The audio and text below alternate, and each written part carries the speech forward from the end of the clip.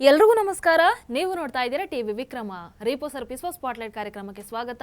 ನಾನು ಮುಮ್ತಾಜ್ ಅಬ್ದುಲ್ ನೆಲೆಡ್ಕ. ವೀಕ್ಷಕರೇ, ನಮ್ಮ ದೇಶದಲ್ಲಿ ಒಂದಷ್ಟು ಮಂದಿ ಇದ್ದಾರೆ. ಅವರು ನಮ್ಮ ದೇಶವನ್ನು ಇಷ್ಟಪಡ್ತಾರೋ ಇಲ್ವೋ ಗೊತ್ತಿಲ್ಲ, ನಮ್ಮ ದೇಶದ ಬಗ್ಗೆ ಚಿಂತೆ ಮಾಡ್ತಾರೋ ಇಲ್ವೋ ಗೊತ್ತಿಲ್ಲ. ಆದರೆ ಪಾಕಿಸ್ತಾನದ ಬಗ್ಗೆ ಅಂತೂ ಸಿಕ್ಕಾಪಟ್ಟೆ ತಲೆ ಕೆಡಿಸ್ಕೊಳ್ತಾರೆ. ಪಾಕಿಸ್ತಾನಕ್ಕೆ ಏನಾದರೂ ಸಮಸ್ಯೆ ಆದರೆ ಭಾರತವನ್ನೇ ಪ್ರಶ್ನೆ ಮಾಡಿಬಿಡ್ತಾರೆ. ಯಾರು? ಒಂದಷ್ಟು ದೇಶದ್ರೋಹಿಗಳು, ಭಾರತದಲ್ಲಿರುವಂತಹ ದೇಶದ್ರೋಹಿಗಳು. ಸೊ ಅಂಥವರಿಗಂತ ಈಗ ಒಂದು ವಿಡಿಯೋ ಬಂದಿದೆ. ಆ ವಿಡಿಯೋ ಇಲ್ಲಿ ಹಾಕೋದಕ್ಕಾಗುತ್ತೋ ಇಲ್ವೋ ಗೊತ್ತಿಲ್ಲ. ಹಾಕೋದಕ್ಕೆ ಆಗಲಿಲ್ಲ ಅಂತ ಅಂದ್ರೂ ಕೂಡ ಅದರಲ್ಲಿ ಏನು ಹೇಳಿದ್ದಾರೆ ಅನ್ನುವಂಥದ್ದನ್ನು ನಿಮಗೆ ತಿಳಿಸ್ತೀನಿ. शहादत की दुआ अपने लिए करनी है. मेरे को मेरा एमएस इधर ही है. इसने आके मुझे कहा कि सर वो जंग शुरू हो गई है. ये वैसे तो मैंने उसको 4 दिन पहले बोला था कि जंग होने वाली है, मगर उसने मुझे आके कहा कि सर वो बंकर में चले. मैंने कहा शहादत आनी है तो यहाँ ही आएगी, बंकरों में नहीं मरते लीडर. ಆತ ಪಾಕಿಸ್ತಾನದ ಅಧ್ಯಕ್ಷ ಆಸಿಫ್ ಅಲಿ ಜರ್ದಾರಿ. ಆತ ಹೇಳ್ತಾನೆ, ಭಾರತ ಆಪರೇಷನ್ ಸಿಂಧೂರದ ಸಂದರ್ಭದಲ್ಲಿ ವಾಯುದಾಳಿ ಆರಂಭ ಮಾಡ್ತಲ್ವಾ, ಆಗ ನನಗೆ ಬಂಕರಲ್ಲಿ ಅಡಗಿಕೊಳ್ಳೋದಕ್ಕೆ ಹೇಳಿದ್ರು ಅಂತ. ಪಾಪ ಯಾವುದೇ ನಾಚಿಕೆ ಮಾನ ಮರ್ಯಾದಿಲ್ಲದು ಒಪ್ಕೊಳ್ತಾರೆ. ಸಾರಿ, ಅದ್ಯಾವುದು ಇಲ್ಲ ಅಲ್ವ ಅವರಿಗೆ, ಹೋಗ್ಲಿ ಬಿಡಿ.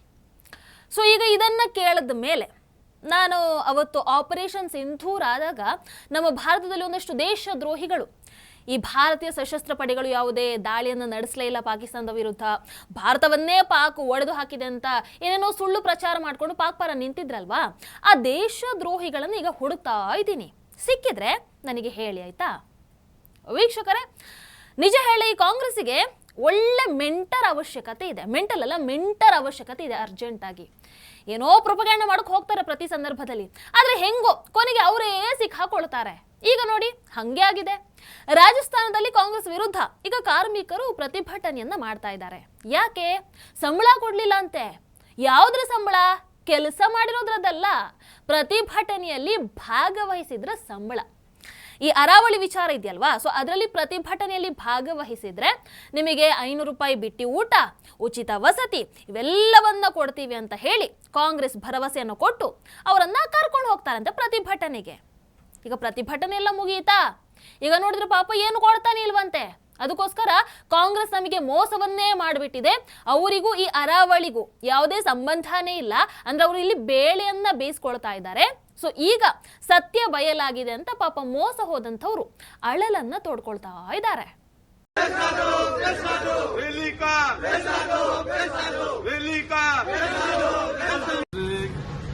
पार्टी है जिसका इससे मजदूरों का जो प्रकरण हुआ है, इससे इनका चाल और चरित्र सामने आ गया है. ये एक तरफ तो पूरे देश भर में अरावली बचाओ का नाटक कर रही है, और दूसरी ओर आप स्थिति देख रहे हैं कि ये मजदूर भाई है. अरावली बचाने की रैली में इनको 500 रुपए का लालच देकर कि भाई आप रैली में चलो, आपको 500 रुपए देंगे, और इनको आज रैली में भी ले गए. पानी रोटी की कोई व्यवस्था नहीं की, नहीं इनको मजदूरी दी. और ये लोग पिछले 2 दिनों से घूम रहे हैं. ये विधायक आवास पर भी जाकर रहे हैं, विधायक जी से भी इन्होंने मांग की, लेकिन कुछ नहीं मिला. ರಾಹುಲ್ ಇಟಲಿ ಅವರೇ, ಒಂದು ಸ್ವಲ್ಪ ಹೋಗಿ ಸಮಾಧಾನ ಮಾಡಿ ಅಲ್ಲ. ಅದೇನು ಒಪ್ಕೊಂಡಿದ್ರು ಕೊಡಿ, ಪೊಲೀಸ್ ಕಂಪ್ಲೇಂಟ್ ಮಾಡ್ತಾರಂತೆ, ಹುಷಾರು.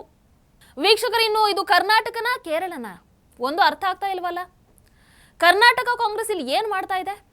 ಈ ಕೇರಳದವರು ಬಂದು ಇಷ್ಟೆಲ್ಲ ದರ್ಬಾರ್ ಮಾಡುವಾಗ ಏನು ಕಡ್ಲೆಕಾಯಿ ತಿನ್ಕೊಂಡು ಕೂತಿದ್ದಾರೆ? ಈತ ಕೇರಳದ ತವನೂರು ಕ್ಷೇತ್ರದ ಶಾಸಕ ಜಲೀಲ್ ಅಂತೆ. ನಮ್ಮ ಬೆಂಗಳೂರು ಕೋಗಿಲು ಲೇಔಟ್ ಅಲ್ಲಿ ಸರ್ಕಾರಿ ಜಾಗದಿಂದ ಅಕ್ರಮ ವಲಸಿಗರ ಮನೆಯನ್ನ ತೆರವುಗೊಳಿಸಿದಕ್ಕೆ ಅವರಿಗೆ ಸಾಂತ್ವನ ಹೇಳೋದಕ್ಕೆ ಅಂತ ಬಂದಿದ್ದಾನೆ. ಮೊದಲು ಈತ ತನ್ನ ಕ್ಷೇತ್ರದಲ್ಲಿ ಎಷ್ಟು ಅಭಿವೃದ್ಧಿ ಮಾಡಿದಾನ ಅಂತ ಹೋಗಿ ನೋಡ್ಬೇಕು. ದೊಡ್ಡದಾಗಿ ಬರ್ತಾರೆ ನಮ್ಮ ರಾಜ್ಯದ ವಿಚಾರಕ್ಕೆ. ನಿಮ್ಮನ್ನು ಯಾರಿಗೆ ಕರೆದವರು? ಅಲ್ಲೇ ಜನ ಅವರನ್ನ ಆಚೆಗೆ ಕಳಿಸ್ಬೇಕಾಗಿತ್ತು. ಕರ್ನಾಟಕದ ನೆಲಕ್ಕೆ ಕಾಲಿಡೋದಕ್ಕೂ ಬಿಡಬಾರ್ದು ಇಂಥವರಿಗೆ. ಇನ್ನೀ ಕಡೆ ಕೆ.ಸಿ. ವೇಣುಗೋಪಾಲ್, ಇಲ್ಲಿ ನಮ್ಮ ಕರ್ನಾಟಕದಲ್ಲಿ ಸಿದ್ದರಾಮಯ್ಯನವರು ಸಿಎಂ ಅಥವಾ ಕೆ.ಸಿ. ವೇಣುಗೋಪಾಲ್ ಸಿಎಂ ಅರ್ಥನೇ ಆಗ್ತಾ ಇಲ್ಲ.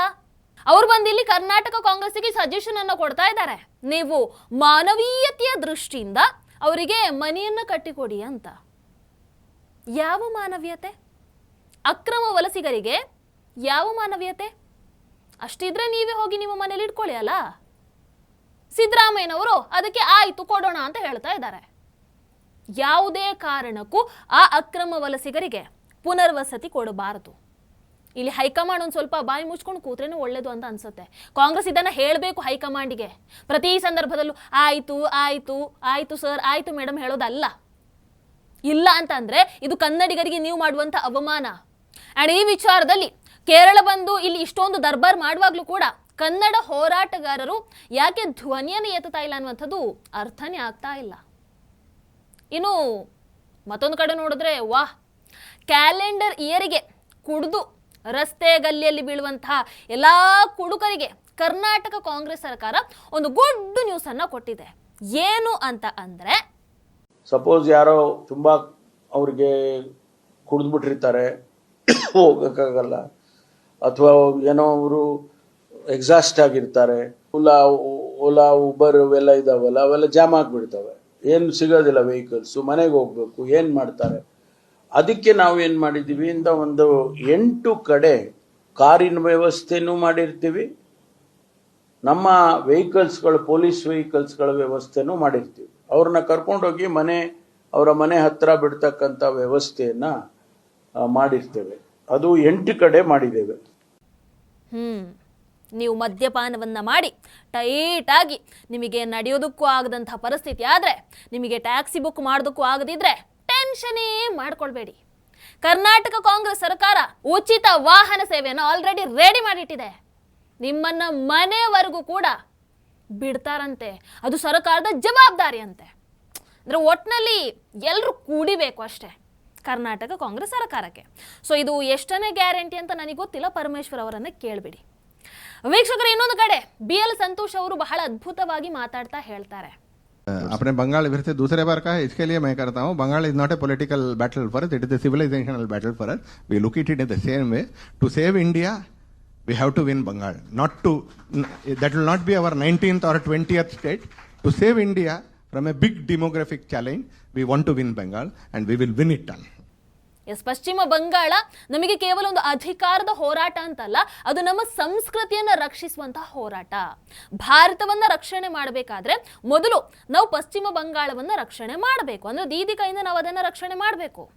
ಜನರ ಆಶೀರ್ವಾದ ಜೊತೆಗೆ ಯಾವುದೇ ಪರಿಸ್ಥಿತಿ ಬಂದರೂ ಕೂಡ ಪಶ್ಚಿಮ ಬಂಗಾಳದಲ್ಲಿ ನಾವು ಸರ್ಕಾರವನ್ನ ರಚನೆ ಮಾಡ್ತೀವಿ ಅನ್ನುವಂತಹ ಮಾತನ್ನ ಹೇಳ್ತಾರೆ.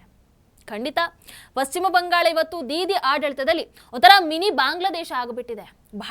ಬಹಳಷ್ಟು ಸಮಸ್ಯೆಗಳು ಇಲ್ಲಿ ತಾಂಡವಾಡ್ತಾ ಇವೆ.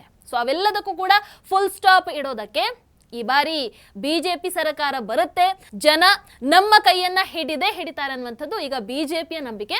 ನೋಡೋಣ ಏನಾಗುತ್ತೆ ಅಂತ. ನಿಮಗೇನನ್ಸುತ್ತೆ? ಸಂತೋಷ್ ಜಿ ಅವರು ಹೇಳಿದ ಹಾಗೆ ಈ ಹೋರಾಟದಲ್ಲಿ ಜಯ ಸಿಗಬಹುದಾ ಬಿಜೆಪಿಗೆ ಈ ಬಾರಿ? ಕಮೆಂಟ್ ಮಾಡಿ. ವೀಕ್ಷಕರು, ಇನ್ನು ಅಣ್ಣಾಮಲೈ ಅವರು ತಮಿಳುನಾಡಿನ ಹಿಂದೂ ವಿರೋಧಿ ನೀತಿಯನ್ನ, ಅಂದ್ರೆ DMK ಸರ್ಕಾರದ ಆ ಹಿಂದೂ ವಿರೋಧಿ ನೀತಿಯನ್ನ ಈಗ ಸಾಕ್ಷಿ ಸಮೇತ ಬಿಚ್ಚಿಟ್ಟಿದ್ದಾರೆ. ತಮಿಳುನಾಡಲ್ಲಿ DMK ಸರ್ಕಾರ ಬುಲ್ಡೋಸರ್ ಹತ್ತಿಸಿದಂತಹ ಧಾರ್ಮಿಕ ಸ್ಥಳಗಳ ಸಂಖ್ಯೆಯನ್ನ ಹೇಳ್ತಾ ಹೋಗ್ತಾರೆ. ಅದರಲ್ಲಿ ದೇವಾಲಯಗಳ ಸಂಖ್ಯೆ ಸುಮಾರು 161 ಅಂತ ಹೇಳ್ತಾರೆ. ಇನ್ನು ಚರ್ಚು 0, ಮಸೀದಿ 0, ಗೊತ್ತಿಲ್ಲ ಅಂತ. ಅಂದ್ರೆ ಅವ್ರು ಕೇಳುವಂಥದ್ದು, ಹಾಗಾದ್ರೆ ಅಕ್ರಮವಾಗಿ ಕಟ್ಟಿದಂತಹ ಚರ್ಚು ಅಥವಾ ಮಸೀದಿಗಳು ತಮಿಳುನಾಡಲ್ಲಿ ಇಲ್ಲವೇ ಇಲ್ವಾ? ದೇವಸ್ಥಾನಗಳು ಮಾತ್ರ ಇರುವಂಥದ್ದ ಅಂತ? ಆದ್ರೆ ಖಂಡಿತವಾಗ್ಲೂ ಇದೆ. ಇಲ್ಲಿ ಸತ್ಯ ಏನು ಅಂತ ಅಂದ್ರೆ, DMK ಸರ್ಕಾರ ಹಿಂದೂಗಳನ್ನ ಮಾತ್ರ ಟಾರ್ಗೆಟ್ ಮಾಡ್ತಾ ಇರುವಂಥದ್ದು. ಅವರಿಗೆ ಹಿಂದೂಗಳು ಮಾತ್ರ ಕಾಣಿಸುವಂಥದ್ದು. DMK ಸರ್ಕಾರ ಹಿಂದೂಗಳ ವಿರುದ್ಧ ಆಗಿದೆ. ಇದಕ್ಕೆ DMK ಸರ್ಕಾರ ಸ್ಪಷ್ಟನೆಯನ್ನು ಕೊಡಬೇಕು. ಹಾಗಾಗಿ ಇಲ್ಲಿ ಅಣ್ಣಾಮಲೈ ಅವರು ಈ ಹಿಂದೂ ವಿರೋಧಿ ನೀತಿಯ ವಿರುದ್ಧ, DMK ಸರ್ಕಾರದ ವಿರುದ್ಧ ಇಲ್ಲಿ ಧ್ವನಿಯನ್ನ ಎತ್ತಿರುವಂಥದ್ದು. ವೀಕ್ಷಕರ, ಕೊನೆಯದಾಗಿ ಒಂದು ಅದ್ಭುತವಾದಂತಹ ವಿಡಿಯೋ ಸಿಕ್ಕಿದೆ, ನೋಡ್ಕೊಂಡು ಬನ್ನಿ.